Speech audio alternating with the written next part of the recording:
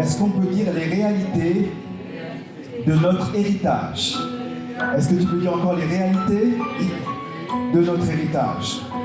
Oui, Dieu nous amène à cette thématique depuis un certain temps.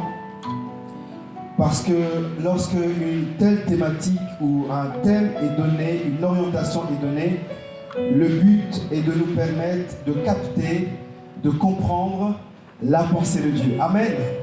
Alors, les semaines précédentes, nous avons parlé, nous avons essayé de définir. Ah oui, j'ai oublié de saluer aussi mon beau-frère qui est là, frère Yannick. Est-ce que tu peux te lever? Est-ce que tu peux te lever? Qu'on peut acclamer pour lui. Je n'ai pas oublié, hein? Excuse-moi. D'en parler, nous avons d'abord défini l'héritage.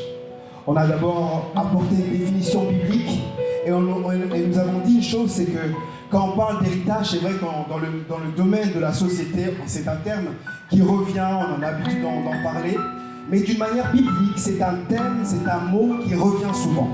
Amen. Et nous avons dit quand il est question d'héritage, il est question de ce qui nous est légué, il est question de ce qui nous est transmis, il est question de ce qui nous est accordé. Amen. Amen. De ce qui nous est légué, de ce qui nous est acquis, de ce qui nous est accordé. Et nous avons dit également, les semaines précédentes, lorsqu'il est question d'héritage dans l'Ancien Testament, l'héritage était associé à des terres. Et quand on parlait de terres, on évaluait votre richesse par rapport aux terres que vous avez.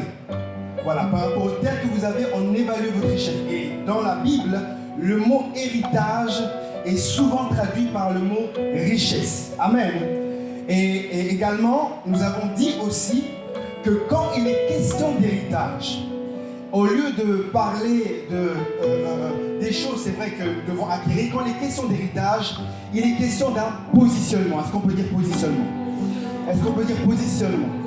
En fait, de la même manière qu'on ne peut pas uniquement parler d'héritage par de biens matériels, des choses, matérielles, concrètes, on parle d'abord d'un positionnement. La Bible dit dans Éphésiens, nous sommes bénis de toute bénédiction spirituelle. C'est un positionnement que nous avons.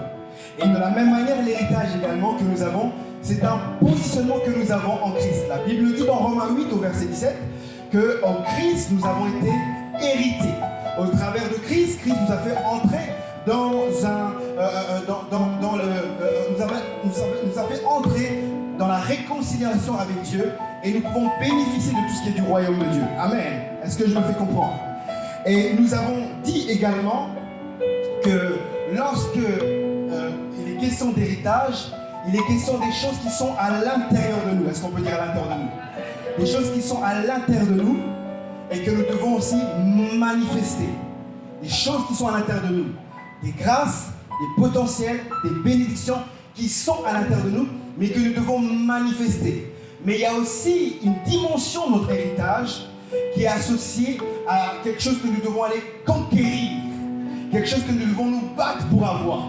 Et la réalité de ce message, c'est de nous montrer qu'il n'y a pas de fatalité.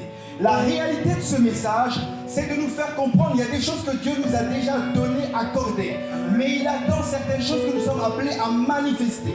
La réalité de ce message, c'est que nous devons capter plusieurs principes qui doivent nous permettre de manifester notre héritage. La réalité également de ce message, c'est de nous amener à changer notre système de pensée. Parce que la Bible dit dans Josué chapitre 10, le peuple avait déjà traversé, le peuple d'Israël avait conquis plusieurs territoires et tout ça. Mais certains, alors que Dieu leur avait accordé déjà ce territoire, ils n'avaient pas pris possession de ce territoire. Est-ce que tu peux dire je possède mon héritage? Est-ce que tu peux dire j'entre dans mon héritage? Vous savez, j'aime beaucoup cette histoire, je la dis souvent, hein, peut-être que ça va être la 5e ou 7e fois que je le dis. Il y avait la reine Élisabeth. Alors qu'elle avait l'âge de 5 ans, son serviteur, ou on peut dire son domestique, va l'appeler par son prénom. Alors que vous savez, dans la monarchie, on étudie, on apprend très tôt aux enfants d'avoir une culture de la royauté, de savoir comment on doit se comporter. Et alors qu'elle avait 5 ans, ce domestique qui devait être plus âgé va l'appeler par son prénom, elle va le reprendre parce qu'elle savait qu'elle était issue de la famille royale, elle ne pouvait pas l'appeler par son prénom. Amen. Donc, très tôt, elle connaissait qui elle était. Et Et la réalité de la vie chrétienne, c'est de connaître qui je suis pour développer mon attitude. Ça veut dire également, c'est de saisir quel est mon héritage pour développer l'attitude que je vais avoir. Si on vous dit, si tu fais telle ou telle chose, tu vas manifester telle ou telle chose, vous allez vous comporter comme il se doit. Parce que vous avez la notion de votre héritage. Et la problématique chrétienne, la problématique des enfants de Dieu, nous n'avons pas conscience de ce que Dieu a mis en nous et que nous devons manifester. Et nous n'avons également pas conscience des choses que nous devons en fait activer pour les manifester. Amen. Alors on a parlé, c'est vrai, de plusieurs choses. On a parlé de la notion de la parole, je ne vais pas y revenir. Nous avons parlé, on a parlé de la notion de la parole, on a parlé de l'héritage des pères, parce que nous avons parlé, quand on a parlé d'héritage, j'ai oublié le texte de Genèse au chapitre 49. Est-ce qu'on peut dire Genèse 49? Est-ce qu'on peut dire Genèse 49? C'est vrai qu'on a parlé de plusieurs choses. Et dans Genèse 49, la Bible nous parle de Jacob qui va libérer des bénédictions sur chacun de ses fils. Et nous avons compris que lorsqu'il libère la parole sur chacun de ses fils, cette parole va transpercer, va traverser plusieurs générations. Et on a dit également au travers ce que nous avons, les messages précédents, c'est quand il est question d'héritage, il est question d'abord d'être connecté à une parole. Amen. Une parole que Dieu a libérée. Si Dieu a dit je serai béni, c'est que je le suis béni. Je fais un avec cette parole. Amen. Est-ce que nous sommes ensemble? J'ai peur de refaire le message, donc je vais vraiment avancer. Est-ce que nous sommes ensemble? Est-ce que nous sommes ensemble? Et nous avons parlé les 2 dernières semaines de l'héritage des pères. Est-ce qu'on peut dire l'héritage des pères? Nous avons dit qu'il y a plusieurs voies. En fait, on est en train de développer plusieurs éléments qui peuvent nous permettre de manifester, d'enfanter, de manifester ce que Dieu a réservé pour nous et des choses qui sont à l'intérieur de nous. Et on a parlé de la place des pères dans la notion de l'héritage. Et nous avons dit que quand on parlait d'héritage dans l'Ancien Testament, l'héritage était associé à une famille. Amen. L'héritage était associé à une famille. Chaque fils du même père avait en fait un héritage. Amen. Et le premier-né avait un double héritage. Amen. Et lorsque Jacob libère la bénédiction sur chacun de ses fils, il libère une parole qui va traverser des générations. Et nous avons dit la semaine dernière que l'un des moyens pour que Dieu active des choses à l'intérieur de nous, c'est de placer un père devant nous. Amen. C'est pour ça qu'on parle du Dieu d'Abraham, du Dieu de Jacob, du Dieu de Moïse. Parce que pour nous introduire quelque part, Dieu suscite toujours un homme. Amen. Dieu suscite toujours quelqu'un. Amen. Et nous avons dit également que lorsque nous comprenons notre source, nous devons en fait réaliser que il faut avoir un regard spirituel. On a dit qu'un père est une voie, un père est une source. Un père a la capacité d'activer les bénédictions qui sont à l'intérieur de nous. Mais bon, je traverse tout ça. On a parlé de, on va dire, la place stratégique que jouent les pères dans notre destinée. Et nous avons dit également, nous avons parlé également de la problématique des fils. Est-ce qu'on peut dire la problématique des fils? Nous avons dit que c'est vrai, il faut comprendre la notion du père. Il faut comprendre que dans notre vie, dans plusieurs domaines, dans le domaine spirituel comme dans plusieurs domaines, Dieu nous connecte à une source. Et cette source a dans sa contenance la bénédiction, la provision pour notre vie. Amen. Lorsqu'un père parle, en fait, des choses en fait, sont activées dans le monde spirituel. C'est comme si je dis, vous poussez tout seul une voiture. Lorsqu'un père parle, c'est comme si vous êtes 20 à pousser cette voiture, vous allez aller beaucoup plus vite. Mais il faut comprendre cette notion spirituelle qui active notre héritage. On a parlé de plusieurs éléments. On a parlé de la place stratégique. Parce que, voilà, la place stratégique des pères dans notre destinée. Et nous avons dit qu'il faut être perméable à l'instruction. Est-ce qu'on peut dire l'instruction? On a dit l'instruction, c'est les conseils, c'est pas forcément des messages, mais ce sont les conseils qu'un père va donner afin de nous permettre tout simplement de vivre ce que nous sommes appelés à expérimenter. Amen. On a parlé de la place de la correction, on a parlé des mauvaises aspirations, on a parlé de la déloyauté, ainsi de suite. Mais je m'arrête là, je commence aujourd'hui. Amen. Et aujourd'hui, je vais ajouter un élément, c'est la place du service dans la maison de Dieu. La place du service dans la maison de Dieu. Je ne sais pas si c'est très français, mais vous allez comprendre. La place du service ou la place de notre activité, l'importance de notre activité dans la maison de Dieu. Est-ce que nous sommes ensemble? Est-ce que nous sommes ensemble? La place du service dans la maison de Dieu. La place du service dans la maison de Dieu. Alors comme je disais, il y a plusieurs plusieurs manières d'activer notre héritage. Et nous avons lu le texte de Timothée, où l'apôtre Paul parle à Timothée, il dit « Occupe-toi de ces choses, donne-toi tout entière à elle ». En fait, pourquoi nous parlons de plusieurs éléments? Parce que nous voulons, à la fin de ce message, ou alors plus nous allons avancer, comprendre que plusieurs choses sont associées à notre vie, que nous devons activer, qui doivent être manifestées, mais il faut diversifier, entre guillemets, les principes qui nous permettent d'expérimenter quelque chose. Amen. Plus nous connaissons les principes, plus nous avons une certaine connaissance, plus ça nous permet d'activer des choses qui sont à l'intérieur de nous. Est-ce que je me fais comprendre? Et il y a un rôle stratégique que va jouer notre activité, notre rôle dans la maison de Dieu. J'aimerais dire à quelqu'un, même si tu fais quelque chose dans ce ministère, dans cette église, dans la maison de Dieu, j'aimerais dire que ton rôle est stratégique. Ton rôle a de l'importance dans le cœur de Dieu. C'est vrai que quand on parle de l'activité, quand on parle de déployer ses dons, ses capacités, on ne parle pas que de la maison de Dieu, on parle pour le royaume, on parle pour l'extérieur.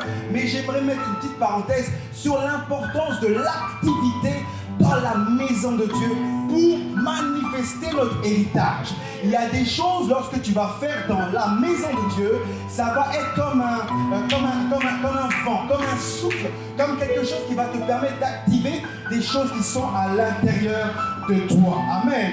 Est-ce que nous sommes ensemble? Il y a des choses qui sont à l'intérieur de toi qui doivent se manifester. Mais j'aimerais dire quelques conceptions erronées. Est-ce qu'on peut dire conceptions erronées? Des choses en fait qu'il faut enlever dans son esprit. Des conceptions erronées sur... les conceptions erronées auront pour but de dire 2-3 choses que en fait on doit enlever dans notre esprit. Amen. Amen. Comme la conception erronée que tu dois enlever, c'est que tu es maudit ou que tu ne vas pas réussir, que quand une porte est fermée, elle est fermée. Non, non. Il y a des choses que nous devons enlever pour pouvoir avancer. Est-ce que je me fais comprendre? Amen. Et j'aimerais dire, l'une des conceptions erronées, et je l'ai dit un peu la semaine dernière, mais je vais insister, c'est de croire que notre relation personnelle, individuelle, avec Dieu seul suffit. Amen. Est-ce que je me fais comprendre? Notre relation personnelle, notre intimité personnelle avec Dieu suffit. C'est-à-dire, c'est quelqu'un qui me dit, non, pasteur, de toute manière, je suis en communion avec Dieu, j'aime mon intimité avec le Saint-Esprit, j'aime prier, je ne vois pas pourquoi je vais faire quelque chose dans la maison de Dieu, parce que Dieu en moi, non seulement le Saint-Esprit m'enseigne, mais j'ai les capacités de comprendre les choses en fait. Et donc cette conception, c'est une conception erronée. J'aimerais dire que depuis la création de l'homme, Dieu a créé l'homme pour qu'il soit en relation avec lui. Donc lorsque nous sommes en intimité, en prière, en fait on accomplit juste ce que Dieu a toujours voulu pour nous, c'est-à-dire que nous sommes en relation avec lui. Mais la relation seule, la relation d'intimité que nous devons avoir avec Dieu ne suffit pas pour manifester notre héritage. L'intimité, la relation individuelle avec Dieu ne suffit pas, Il faut quelque chose de plus. Alors pour vous faire comprendre, je vais prendre un exemple dans la Bible. La Bible nous dit, Pierre et Jésus, les disciples étaient dans la barque pendant la nuit, et Jésus va commencer à marcher sur les eaux. Amen. De loin, les disciples vont prendre peur. Certains vont croire que c'est un fantôme, d'autres ne vont pas reconnaître Jésus. Mais il me semble que Pierre va reconnaître Jésus qui est en train de venir. Amen. Est-ce que je me fais comprendre? Tant que Pierre, entre guillemets, reconnaissait la voix de Jésus, il n'avait, entre guillemets, pas accompli quelque chose d'extraordinaire. Parce qu'il avait entendu, que c'était Jésus qui marchait, que c'était Jésus qui était là. Je ne sais pas s'il me fait comprendre. Donc Jésus arrive, il est là, voilà, Pierre reconnaît sa voix. Maintenant, Jésus appelle Pierre. Il lui dit, rejoins-moi. Et Pierre va rejoindre Jésus, mais il va prendre peur. En fait, à partir du moment où Pierre va poser un acte, c'est ça qui va en fait changer. Il va se distinguer parce qu'il va poser un acte. Ce que je veux dire, c'est que aussi longtemps que Pierre restait seulement à écouter la voix de Jésus qui marchait sur les eaux, c'était une bonne chose, mais il n'avait pas encore accompli quelque chose de particulier. Il fallait tout simplement que Pierre rejoigne Jésus, qui pose un acte. Est-ce que tu poses un acte?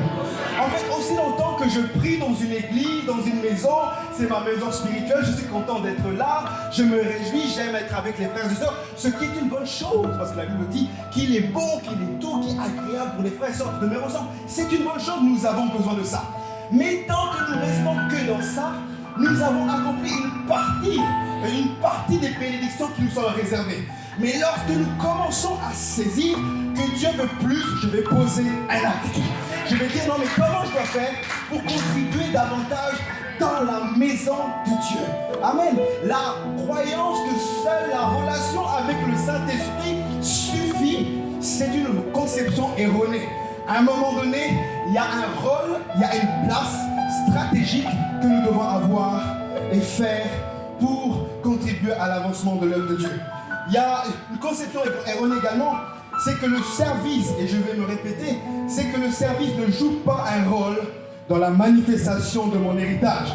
Le service que je fais à l'église, dans la maison de Dieu, le chant, le multimédia, quel que soit ce que je peux faire dans la maison de Dieu, la conception erronée, c'est de dire que ce que je fais là, le service, en fait, ça n'a pas de la place ou ça n'a pas de l'importance dans la manifestation de mon héritage. Amen.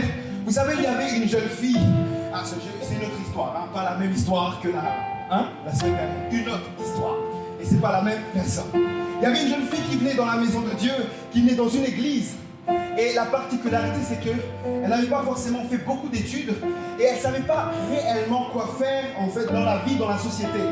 Et quand elle va se donner au Seigneur, elle va venir dans une église, elle va commencer à écouter la parole de Dieu, et en fait, elle va commencer à entrer dans un service. Elle ne savait pas trop quoi, le pasteur va l'orienter à faire un service, à entrer dans un service et compagnie. Et plus elle va avancer, plus elle va évoluer dans ce service à l'église. Je ne sais plus c'était quel service. En fait, ce service, il me semble, ça devait être l'événementiel ou l'organisation des cultes, des choses comme ça. Et en fait, à force d'avoir travaillé au sein de ce service, en fait, elle va faire de ce qu'elle faisait à l'église son métier. Amen. Amen. Est-ce que je me fais comprendre? Elle va d'abord commencer à l'église. Le service qu'elle faisait à l'église va lui donner des indications sur son métier, en fait. Elle va développer sa structure. Et elle va après, évoluer dans ça. Ce que je veux dire par là, c'est que le service est important parce qu'il nous donne des indications et nous permet tout simplement d'entrer dans des éléments de notre héritage. Est-ce que je me fais comprendre? Amen. Amen. C'est pour ça que la conception erronée, c'est que le service ne joue pas un rôle en fait dans la manifestation de mon héritage. Est-ce que nous sommes ensemble? Amen. La conception erronée, c'est de dire aussi que de toute manière, nous servons Dieu, nous ne servons pas les hommes. Amen. Nous servons Dieu. Amen. Bon. Nous servons Dieu, nous ne servons pas les hommes, nous servons Dieu. Si Dieu me voit, je n'ai pas besoin de servir. Amen. Amen. La Bible dit que Dieu a tant aimé le monde qu'il a donné son Fils. En fait, quand Dieu nous place, quand Dieu nous choisit, il nous choisit pour être des bénédictions pour les autres. Être des bénédictions pour les autres. Et nous, Dieu nous connecte à des gens pour que nous puissions être des bénédictions. Et la chose, c'est quoi? C'est de dire que nous avons seulement notre relation avec Dieu, nous servons seulement Dieu. Non, non, non. Nous servons les hommes. En premier lieu, nous servons un homme. La Bible dit dans Josué, fils de Nun, serviteur de Moïse, il y a une conception erronée de dire que nous servons que Dieu. Non, on sert un homme. On sert même les hommes. On est des sources de bénédiction. Et c'est pour ça que nous devons en fait comprendre que cela va jouer un rôle va jouer un rôle dans la manifestation de ce que Dieu a réservé pour moi. Pourquoi il y a certaines personnes qui avancent et pourquoi d'autres n'avancent pas? Après, je ne dis pas qu'il faut rentrer dans l'activité, uniquement être dans l'activité et ne pas être productif. Non, non, non.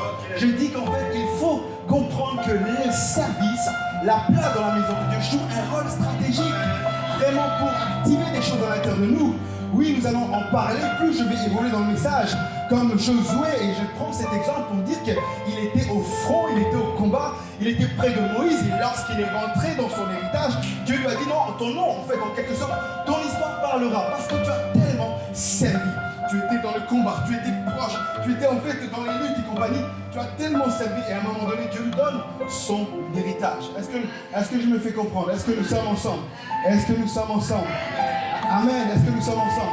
La conception erronée, c'est de dire aussi, et je vais m'arrêter là et passer à l'autre point, c'est de dire aussi que certains peuvent servir et d'autres pas. Souvent, quand dans une église, il y a beaucoup de jeunes, on va dire, mais ça c'est pour les jeunes. Les choses de nous, non, vous ne connaissez pas Anne? Amen. Est-ce que vous avez entendu parler de Anne dans la Bible? Cette femme qui a été âgée, mais qui était dans le temple, qui était en train de prier en fait. Dieu a besoin de chacun d'entre nous, quelle que soit la catégorie d'âge, l'âge, quel que soit il a besoin de nous. Il n'y a pas des personnes qui doivent servir et d'autres pas. Non, quel que soit l'âge, quel que soit le niveau d'études, Dieu a besoin de nous parce que ça joue un rôle dans la manifestation de notre héritage. Amen, ça c'est très important. Et la première chose que j'aimerais nous dire, et ça va appuyer ce que j'ai dit la semaine dernière, c'est la loi de la transmission. Est-ce qu'on peut dire la loi de la transmission? Est-ce qu'on peut dire la loi de la transmission? Est-ce que tu peux dire encore la loi de la transmission? Vous savez, il y a des choses que nous recevons par transfert. Amen, il y a des choses qui nous sont transmises. Et l'onction, la Bible déclare que l'onction, c'est la capacité surnaturelle de Dieu.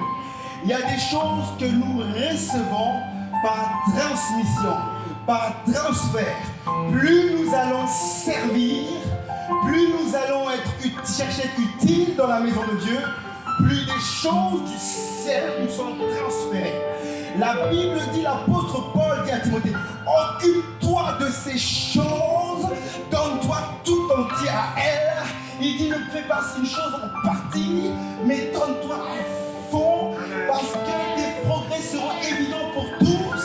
Ça signifie que quand je me donne dans la maison de Dieu, quand je me donne pour le service, à un moment donné, il y a une capacité surnaturelle qui commence à m'envahir et qui amène les autres à dire non, dans sa vie, il y a quelque chose de différent. Comment vous pouvez dire qu'un homme comme Samuel dans l'Ancien Testament, il passait son temps au temple, il était près d'Élie, et à un moment donné, la Bible dit qu'il était agréable à Dieu et agréable aux hommes. Il y a un moment donné où quand tu te donnes à fond, il y a une transmission et les hommes commencent à reconnaître qu'il y a quelque chose de particulier en toi. Amen. Il y a quelque chose de particulier en toi parce qu'il y a quelque chose qui est transmis. Il y a un transfert qui se passe. Il y a une capacité surnaturelle.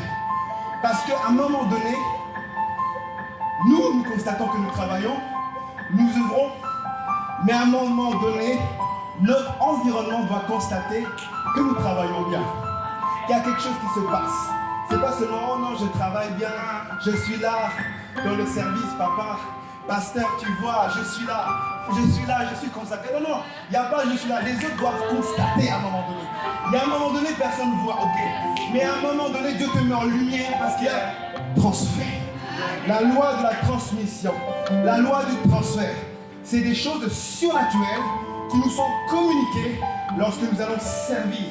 Amen, lorsque nous allons servir. Alors je vois quelqu'un qui va davantage servir autrement, qui va comprendre que derrière ce service, il y a une onction qui lui est communiquée. Amen. Vous savez, Moïse, Dieu connaît le parcours de chacun. Moïse était au niveau, et resté au niveau du service de Pharaon. Il était, c'est vrai, c'est dans son ancienne vie, avant qu'il ait la révélation de Dieu dans sa vie, il a pu, dans son éducation, comprendre la science égyptienne. Il a pu, dans son éducation, comprendre, si je peux me permettre l'expression, les nouvelles technologies. Il a pu, en quelque sorte, auprès de Pharaon, développer ses facultés intellectuelles. Amen. Dieu lui permet de baigner dans cet environnement-là pendant longtemps. Et quand Dieu le touche, il permet à Moïse d'être à la base, non seulement des lois de Dieu, mais pas que des lois de Dieu. Ce qu'a fait Moïse, c'est qu'il a mis en place les lois qui vont gouverner un pays. Amen. L'État d'Israël, le pays d'Israël, l'État d'Israël, les lois qui régissent un pays. Moïse les met en place. Pourquoi? Parce qu'à un moment donné, dans son histoire, il a été connecté et il a baigné dans cette science-là.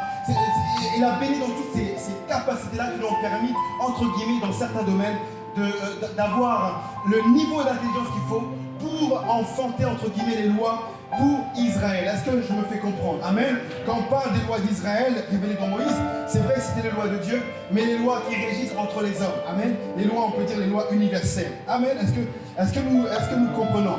Quand nous servons également, nous devons saisir par rapport à la loi de la transmission, c'est que nous sommes connectés à un monde, à un environnement spirituel qui contribue à notre épanouissement. Amen. Amen. On dit les compagnies corrompent les bonnes mœurs, les mauvaises compagnies. Mais l'environnement spirituel auquel nous sommes, la famille spirituelle auquel nous sommes, nous permet tout simplement quand on est connecté à cette famille spirituelle, ça joue un rôle dans notre épanouissement spirituel. On va servir, mais au travers de ça, l'environnement, le monde qui nous entoure, le monde spirituel qui nous entoure dans cette famille spirituelle nous permet d'être épanouis. J'aimerais dire que la loi de la transmission agit dans l'esprit, dans l'âme et dans le corps. Amen. Est-ce qu'on peut dire l'esprit? Est-ce qu'on peut dire l'âme et le corps? La loi de la transmission, elle agit dans notre esprit, dans notre âme et dans notre corps. Je redis, la loi de la transmission agit dans notre esprit, dans notre âme et dans notre corps. Qu'est-ce que cela signifie? Je l'ai dit les semaines précédentes. Le diable verra toutes choses en place pour affecter ta santé, ta force, pour pas que tu puisses le servir. Amen. Il fera toutes choses en place pour que tu puisses pas être dans les conditions les meilleures. C'est pour ça, dans notre nom, on dit tu aimeras ton Dieu de toute ton âme, de toute ta force. En fait, les trois dimensions dans notre être, lorsque nous servons d'une manière concrète dans la maison de Dieu, cette capacité surnaturelle, elle vient dans notre esprit, elle vient dans notre âme, et elle agit sur notre corps. Amen. Je disais à une personne, je souhaitais l'anniversaire d'une maman qui est âgée maintenant. Je dis, mais ton secret c'est quoi? Hein, c'est quoi le secret de ta jeunesse? Et elle me faisait comprendre, c'est la soif, la continuité, quel que soit l'âge, de servir l'Éternel. Amen. La loi de la transmission agit dans notre esprit, agit dans notre âme et agit dans notre corps. J'ai connu, enfin pas personnellement, c'était un témoignage d'une personne qui servait également dans l'église. Je ne sais plus dans quel service, et qui avait un problème en fait de santé, je pense au niveau des nerfs. Voilà, au niveau des nerfs ou des choses comme ça, c'était une forme de maladie ou de choses chroniques en fait. Mais à force qu'il sert, malgré en fait les douleurs des nerfs, à force qu'il sert, il continue de servir, à un moment donné, la loi de la transmission va agir dans son corps, sans même une imposition des mains. C'est à cause du service. La loi de la transmission agit dans l'esprit, c'est-à-dire vous servez, vous commencez à avoir des révélations nouvelles, une compréhension nouvelle des Écritures. Les Écritures, vous commencez à les saisir. Une force nouvelle, les dons se manifestent parce qu'il y a une loi de transmission. Il y a une force lorsque nous servons Dieu avec passion. Il y a une force lorsque nous servons Dieu de toute notre force. Parce que la loi de la transmission agit dans notre esprit, agit dans notre âme et agit dans notre corps. Si on t'a diagnostiqué des choses un peu bizarres, si en fait il y a des maladies chroniques, si tu souffres des insomnies, si tu souffres des maux de tête, si tu souffres des choses un peu particulières, j'aimerais te dire que cela ne te freine pas pour servir. Parce que quand tu sers, il y a une transmission. Même si tu as mal, plus tu vas servir, tu vas te donner entier à ces choses et la loi de la transmission va agir d'une manière particulière. La place du service dans la maison de Dieu peut activer notre héritage, peut nous permettre d'être fortifiés, peut nous permettre d'être debout. Est-ce que nous sommes ensemble? Ce matin, c'est vrai que nous parlons de plusieurs choses. J'aimerais parler une deuxième loi, la loi de la semence. Est-ce qu'on peut dire la loi de la semence? Est-ce qu'on peut dire la loi de la semence? Alors je vais prendre un texte, je vais le lire pour vous. Je vais le lire pour vous. Il est écrit dans Ésaïe 53, verset 11. La Bible dit: à cause du travail de son âme, il rassasiera ses regards. Par sa connaissance, mon serviteur juste justifiera beaucoup d'hommes et il se chargera de leur iniquité. Je redis, à cause du travail de son âme, c'est la version Louis II. À cause du travail de son âme, dans d'autres versions on parle des souffrances, il rassasiera ses regards. Par sa connaissance, mon serviteur juste justifiera beaucoup d'hommes. J'aimerais dire que dans la place que nous avons dans la maison de Dieu, notre soif de servir d'une manière concrète, la transmission, c'est les capacités surnaturelles qui nous sont communiquées. Et il y a une autre loi aussi qui agit, c'est la loi de la semence. Est-ce qu'on peut dire la loi de la semence? Cette loi, on appelle ça des lois universelles. Ça agit dans certains domaines, même pour les incroyants. Mais bon, dans le cadre spirituel, dans le cadre de ce que nous devons, de notre enseignement, par rapport à l'héritage, c'est la capacité de en fait, c'est de se dire que nous, plus nous donnons à Dieu de notre temps, et nous allons voir, plus nous donnons à Dieu dans le cadre du service, plus à un moment donné, Dieu nous récompense par rapport à notre semence. Je ne sais pas si je me fais comprendre. La semence, la loi de la semence, c'est la capacité de donner. Mais on ne parle pas que du matériel, on ne parle pas que des financements, on parle de plusieurs éléments. Cette loi est agissante et nous permet d'opérer et peut activer notre héritage. Amen.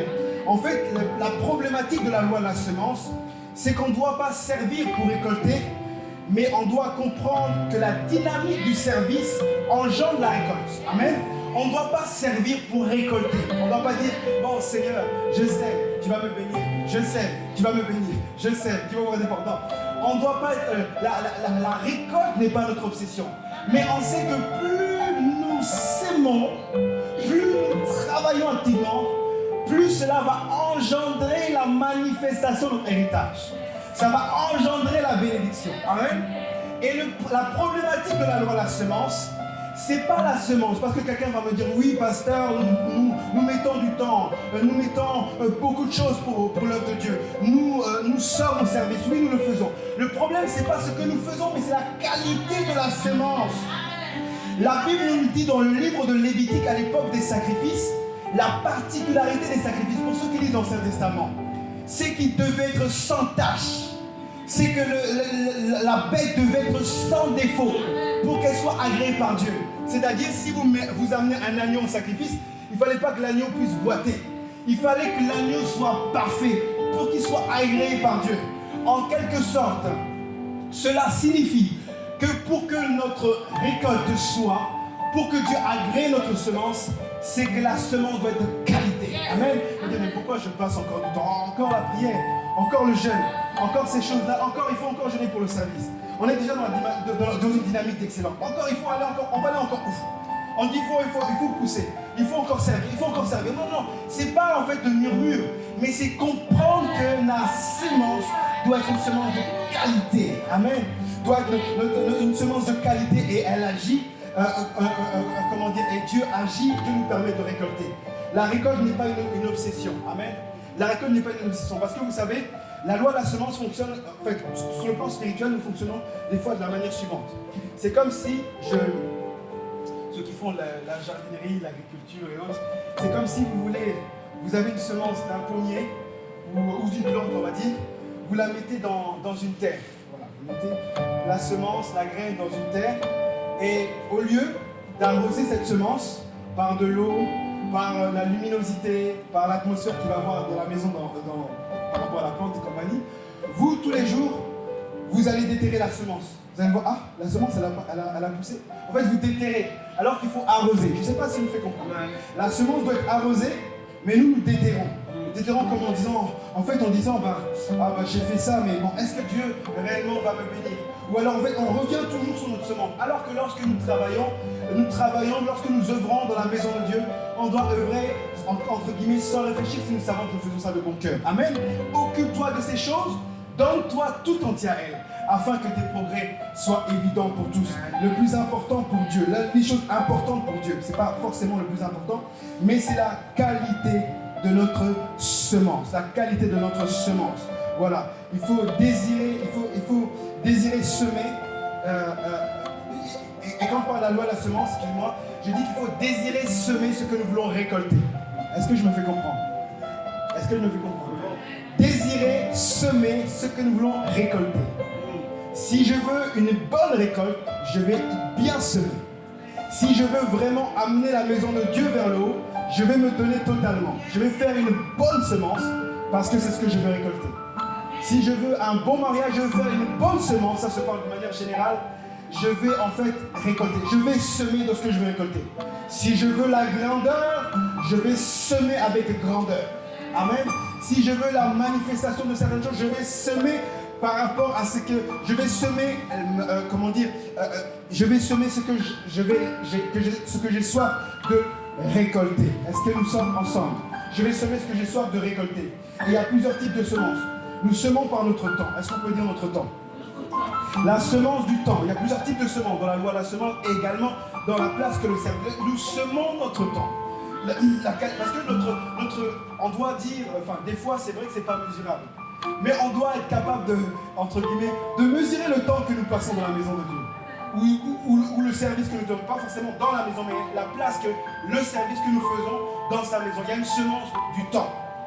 Parce que, comment dire, être un sacrifice vivant, être une offrande pour Dieu, c'est le temps que nous accordons à Dieu. Amen. On peut se plaindre, ah oui, ces choses n'avancent pas, ah oui, mais combien, en fait, en termes de temps, en termes de temps, je prends combien de temps, peut-être pour prier pour ce service, pour prier pour l'église, pour prier pour, voilà, je prends en fait combien de temps. On doit être capable de mesurer. Il y a une semence au niveau du temps qui nous permet tout simplement, lorsque nous semons notre temps, à un moment donné, en fait, la Bible dit, ceux qui sèment avec la moissonneront avec chant d'allégresse. Ils sèment, ils prennent leur temps dans leur pensée, dans leur sacrifice, dans leur mentalité, et à un moment donné, en fait, Dieu déverse sa grâce. Est-ce que nous sommes ensemble? La semence, c'est aussi au niveau de notre potentiel, de l'œuvre de Dieu, le potentiel plutôt, le potentiel, le don que nous avons. On sème en termes de temps, mais on sème également par le potentiel que nous avons, les dons que nous avons. Ce que je sais faire, je veux le faire également pour la maison de Dieu. Je veux le faire pour l'œuvre de Dieu. Souvent, c'est ce qui nous permet, c'est ce qui nous connecte à quelqu'un dans la maison de Dieu. On dit, qu'est-ce que tu sais faire? Ce que tu sais faire, tu le fais pour le monde, c'est vrai, mais fais-le également pour la maison de Dieu. Fais-le également, tu as des capacités de rédaction, tu as des capacités de créativité, d'innovation, tu as des capacités oratoires, tu as plusieurs capacités. Ce que tu fais là, fais-le également pour la maison de Dieu. C'est une manière de semer. Et quand nous semons comme ça, en fait, Dieu regarde. Dieu voit avec quelle disposition nous allons faire ces choses-là. Amen. Il y a la semence aussi financière. Est-ce qu'on peut dire semence financière? Là, je pense que je vais pas avoir beaucoup de... Amen. Hein? La semence également financière. Vous savez, il y a un moment donné, on doit être capable de se mesurer, non? Amen. À un moment donné, oui, pasteur, non. Là, on a prié, on a été actif, on est là. Dans les réunions, on est là. Dans les séminaires, on est là. Nous, on est là. Mais à un moment donné, par rapport à la compréhension que nous avons du service, par rapport à la compréhension que nous avons de l'œuvre de Dieu, même si nous faisons des bonnes prières, Dieu attend des actes. Amen. À un moment donné, il y a des actes. Je ne veux pas dire, en fait, on va faire un appel de dons pour bâtir. C'est bien beau de dire, oui, la maison de Dieu, Dieu envoie les âmes. Mais à un moment donné, notre héritage doit nous coûter. Amen. Notre héritage doit nous coûter. Des fois, on va aller dans un magasin, on dit, aïe, aïe, aïe, ce canapé, cette chaise, cette armoire, je vais les diviser en 15 pour l'avoir, comme ça mon salon sera parfait. Comme ça, quand les gens vont venir, ils vont vraiment dire, ah, vraiment tu as réussi par rapport à ta télé, par rapport à tous les investissements. J'ai réfléchi, je vais voir le service après-vente. Est-ce qu'on peut payer en 5 fois, en 10 fois? Je commence à réfléchir parce que je veux quelque chose, je vais semer. Mais pourquoi dans la maison de Dieu, par rapport à ma compréhension du service, à un moment donné, la maison de Dieu doit avancer, il doit semer. Ma semence, elle doit parler à un moment donné. Ma semence doit parler, doit dire, par rapport à la maison de Dieu, on doit changer les choses. Le ministère va d'abord, je dois faire une semence de qualité. Et lorsque je fais ça, le dirigeant, peut-être qu'on se lève, on dit, alors, là tu as semé, on se lève, et tu permets de notre héritage. Par rapport à la qualité de la semence, tu sais au niveau du temps, c'est bien. Tu sais au niveau de ton don, c'est bien. Tu sais maintenant au niveau des finances, ça coûte. Et c'est ce qui nous coûte, nous amène tout simplement à vivre des transferts surnaturels. Amen. Pourquoi pensez-vous que Jésus, il regardait tout le monde en fait déverser le panier, mais à un moment donné, il a vu cette femme qui a donné tout ce qu'elle avait. Il y a des actes, il y a plusieurs éléments qui déclenchent, qui ouvrent le ciel. Dans Malachie, quand on dit oui, mettez-moi à l'épreuve, je pense que c'est le seul passage, l'un des seuls passages où Dieu dit mettez-moi à l'épreuve. C'est par rapport aux finances, par rapport à la semence. Est-ce qu'on peut dire la semence? La loi de la semence. Nous semons en termes de temps, nous semons en termes de dons, nous semons en termes de finances. Nous semons en fait, la qualité de notre semence doit parler. Amen. La qualité de notre semence joue un rôle également dans la maison de Dieu, dans la place du service que nous avons dans la maison de Dieu. Et la place du service est la qualité de la récolte que nous allons avoir. C'est pour ça que je reviens au texte de base. Est-ce que nous sommes ensemble? Ésaïe 53. À cause du travail de son âme, je rassasierai ses regards. À cause du travail de son âme, je rassasierai ses regards. je veux que je comprenne une chose. À cause qu'il a semé de sa vie, il a semé de son temps dans la maison de Dieu, je lui permettrai de voir le bonheur. Parce que dans son histoire, dans ses archives, il y a plusieurs types de semences. Est-ce qu'on peut dire semences? J'aime tellement cette histoire, je peux lire tous les dimanches cette histoire de cette femme, je pense qu'elle s'appelait Dorcas. J'aime cette histoire. Parce que ces œuvres vont parler et vont amener Dieu d'agir dans sa situation qui était chaotique. Je peux même parler de Lazare, je ne connais pas ses œuvres, mais je suis convaincu qu'il y avait des œuvres qui parlaient pour lui et Jésus a dit Lazare sort. Il y a un moment donné, la qualité de notre semence va nous permettre d'entrer dans notre héritage. Ce qui nous coûte nous permet d'entrer dans notre héritage. Et pour finir, c'est pas vraiment français, mais j'ai parlé de la loi de la longévité. Est-ce qu'on peut dire la loi de la longévité? Je vais juste dire un point sur ça. La loi de la longévité. J'ai parlé de la loi la loi de la semence, la loi de la transmission, la loi de la longévité. En fait, ce que je veux dire par ces différentes lois, c'est lorsque nous comprenons ces choses, ça nous permet de servir dans la maison, de comprendre la place du service, son importance et ça active des choses. Quand on parle de la loi de la longévité, ceux qui durent, c'est ceux qui sont résistants. Est-ce qu'on peut dire résistant? Est-ce qu'on peut dire résistant? Ce qui dure, c'est ce qui est résistant. Ce qui dure, c'est ce qui a de l'endurance. Amen. Je ne sais pas si ça vous est déjà arrivé. Moi, je pense que quand j'étais plus jeune, ça m'est arrivé de faire des marathons. Enfin, des marathons d'écran, on appelle ça. Mais voilà, on court. Et ce qui vous permet, en fait, d'aller jusqu'au bout, c'est votre capacité à être endurant. Et pour être endurant, il faut être résistant parce que des fois, il y a la fatigue, il y a toutes ces choses-là. Et la loi de la longévité, c'est la capacité d'être résistant. D'être là. Les années passent, vous êtes là. Les années passent, vous avez la même fidélité, la même intégrité. Et le service nous permet de devenir résistants, de devenir endurants. Plus nous résistons, plus nous sommes endurants, plus nous sommes dans cette dynamique spirituelle, plus nous permettons à la stature de Christ de se manifester. Amen. Et ce que l'héritage que nous allons manifester, c'est dans la pensée de Dieu, la manifestation de la stature de Christ.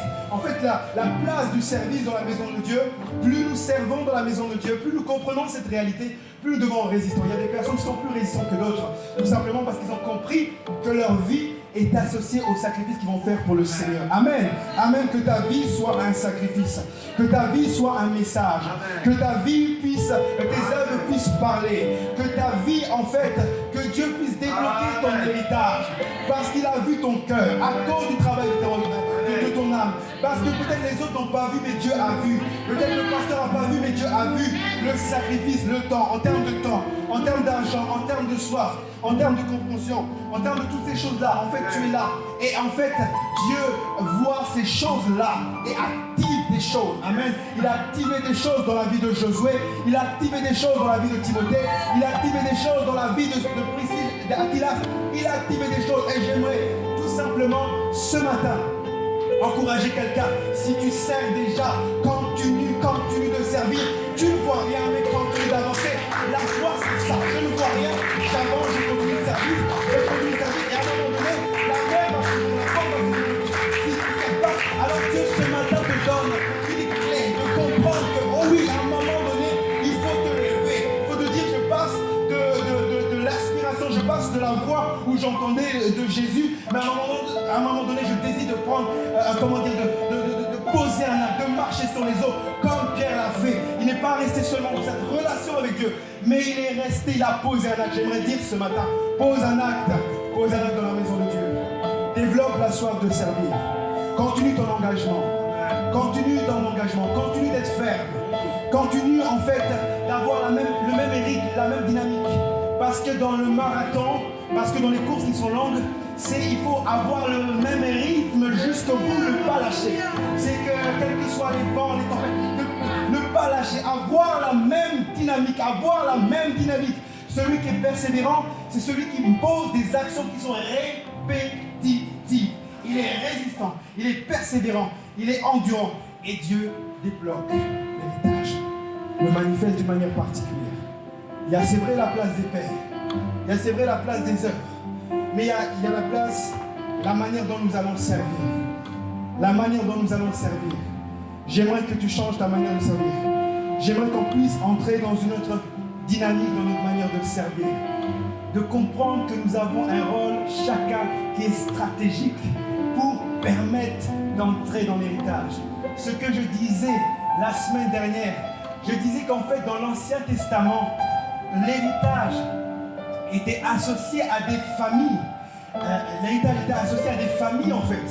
Et quand à partir du moment où vous êtes dans cette famille, vous allez bénéficier de toutes les contenances des promesses de cette famille.